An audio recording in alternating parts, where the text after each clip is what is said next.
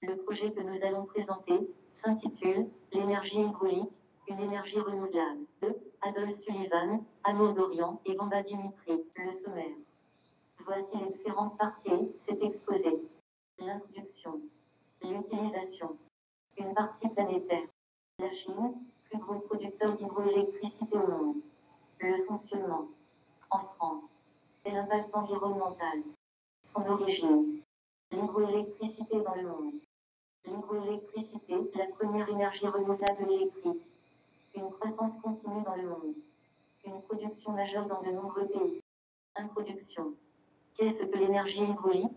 L'énergie hydraulique est l'énergie fournie par le mouvement de l'eau, sous toutes ses formes, chute, cours d'eau, marée.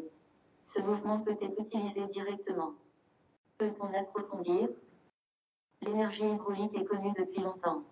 C'était celle des moulins à eau, qui fournissaient de l'énergie mécanique pour moudre le grain ou puiser de l'eau. Aujourd'hui, l'énergie hydraulique nous sert principalement à fabriquer de l'électricité dans les centrales hydroélectriques. Pour cela, on se sert de l'énergie des chutes d'eau.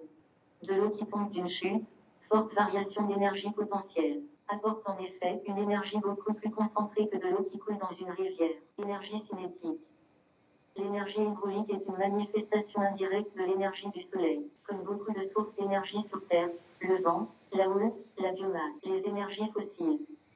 Sous l'action du soleil, l'eau s'évapore des océans et les nuages se déplacent au gré des vents. Des abaissements de température au-dessus des continents provoquent la condensation de la vapeur d'eau. La pluie et la neige, les précipitations, alimentent ainsi l'eau des rivières et des lacs. Utilisation. À quelle utilisation est-elle destinée? L'énergie hydraulique peut être directement utilisée sous forme d'énergie mécanique. Par exemple, l'eau d'un ruisseau fait tourner la roue d'un moulin à eau ou d'une noria. Deuxième exemple, dans une machine hydraulique, l'huile mise sous pression par une pompe est injectée dans un récepteur hydraulique. Moteur hydraulique ou vérin pousse une lourde charge, en exerçant une force qui peut atteindre plusieurs tonnes.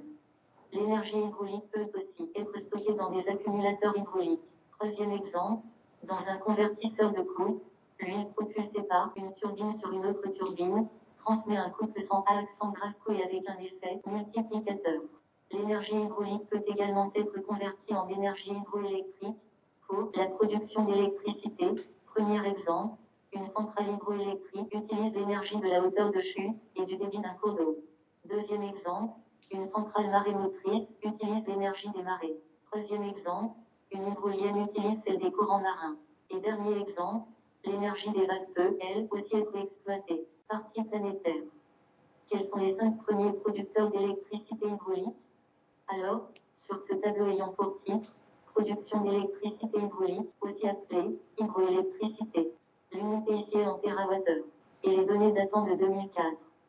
Alors, comme vous pouvez le constater, le premier producteur est le Canada avec 337,7 TWh, suivi de la Chine avec 328 TWh. En troisième place, les États-Unis 264,1 TWh. Ensuite, la Russie 175,3 TWh. Et pour finir, la France avec 68,9 TWh en juin 2000. La Chine, plus gros producteur d'hydroélectricité au monde. La croissance, la plus forte, provient de Chine, dont la production augmente d'environ 10% chaque année. Ce pays est devenu en 2005 le premier pays producteur d'hydroélectricité au monde devant le Brésil, le Canada et les États-Unis. Le fonctionnement. Comment fonctionne une centrale hydroélectrique? Dans une centrale hydroélectrique, l'eau est canalisée vers une turbine reliée à un alternateur qui génère de l'électricité. Approfondissement. La puissance de l'installation dépend de la hauteur de chute et du débit de l'eau. On distingue 2 types de centrales hydroélectriques. Les barrages aux centrales de haute chute, grande hauteur, faible débit, et de moyenne chute, débit et moyen, débit assez important, dans les régions montagneuses. D'autre part, on trouve sur les cours d'eau les centrales de basse chute, débit et faible, fort débit. Une centrale hydroélectrique ou hydraulique produit de l'électricité grâce à la force de l'eau. Elle utilise une turbine qui tourne sous la pression de l'eau et entraîne un générateur, un peu comme une grande dynamo de vélo. Le générateur transforme le mouvement de la turbine en électricité. Maintenant en France. Quelle est la production hydraulique en France? EDF exploite en France métropolitaine et dans les DOM environ 500 centrales dont EDF est propriétaire ou concessionnaire. Leur puissance s'étage de quelques kilowatts à 1800 MW. Grade maison. En 2002, la production hydraulique EDF représentait environ 50 TWh. L'ensemble de la production hydraulique française a atteint pendant la même année environ 65 TWh, soit 12% de la production électrique nationale. La production hydraulique représente entre 12% et 15% de la production électrique nationale. La puissance cumulée des centrales hydroélectriques étant stable 23 GW, c'est la curiosité qui détermine la part de la production hydraulique. L'impact environnemental. Qu'en est-il?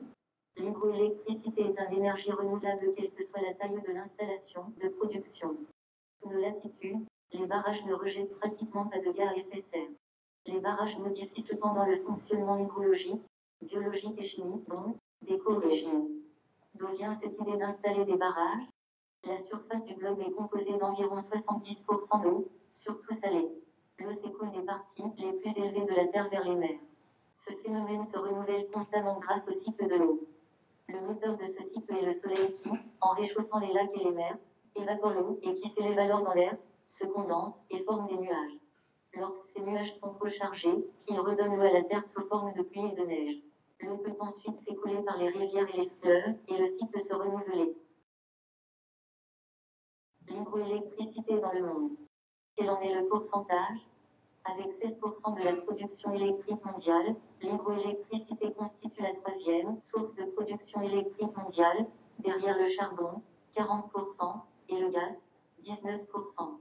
Chaque année, dans le monde, environ 3000 TWh, soit 3000 milliards de kWh d'électricité sont produits à partir de l'énergie hydraulique.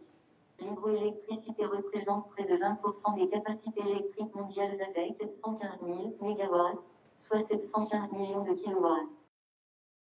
L'hydroélectricité, la première énergie renouvelable électrique. L'énergie hydroélectrique est une des plus anciennes productions électriques développées et bénéficie de ce fait d'une très grande maturité technologique. Cette forme d'énergie est aujourd'hui de très loin la première énergie renouvelable électrique, produisant en France et dans le monde près de 89% de l'électricité renouvelable.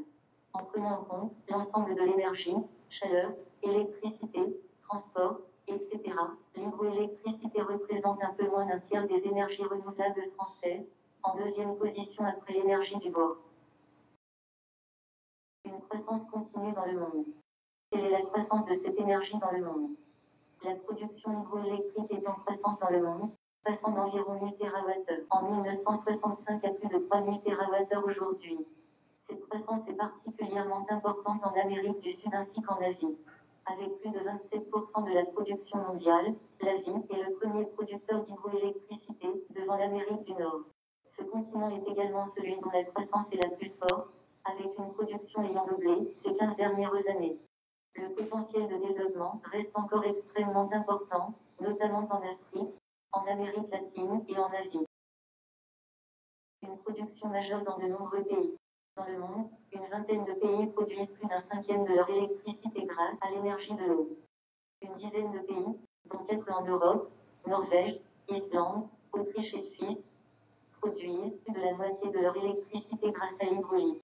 Contrairement à une idée reçue, les plus grands producteurs d'hydroélectricité ne sont pas des pays de montagne, mais des pays traversés par de nombreux fleuves et des rivières à gros débit et qui bénéficient, de ce fait, d'une ressource abondante.